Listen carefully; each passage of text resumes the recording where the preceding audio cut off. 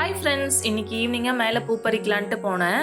டெய்லியுமே நான் வந்து பூ பறிக்க மாட்டேன், அம்மா பறிச்சிருவாங்க. எப்போவாச்சும் ஒரு நாள் நான் போவேன். அந்த டைமில் பூ பறிச்சுட்டு உடனே கீழே வந்துட மாட்டேன். ஒரு 15 மினிட்ஸ் அங்கேயே டைம் ஸ்பெண்ட் பண்ணுவேன். கொஞ்சம் ஈவினிங் டைமில் போகிறப்போ கொஞ்சம் நல்லாயிருக்கும் அந்த இடம்லாம் பார்க்குறதுக்கு.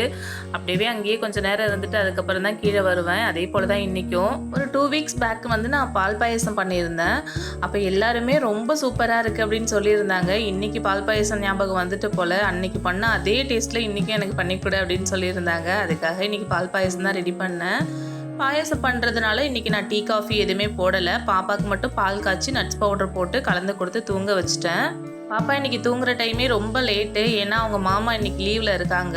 அவங்க மாமாங்க லீவில் இருந்துட்டாலே பாப்பாவுக்கு அன்றைக்கி தூங்குறதுக்கு லீவ் தான், அப்படி தான் சொல்லணும். ஏன்னா 1 வீக் அவங்க வந்து அவங்கள மிஸ் பண்ணுறாங்க இல்லையா, அந்த ஒரு நாள் லீவில் அவங்கள நல்லா யூஸ் பண்ணிப்பாங்க. கூடவே இருந்துட்டு அப்போ என்னை வந்து கண்ணுக்கே அவங்களுக்கு தெரியாது. இன்றைக்கும் அதே மாதிரி தான். நான் எப்படியோ கூப்பிட்டு குளிக்க வச்சுட்டேன். குளிப்பாட்டிட்டு ஸ்டோரி சொல்கிறேன் அப்படின்னு சொல்லி சொல்லி தூங்க வச்சுட்டேன். தூங்கிட்டு இருக்காங்க.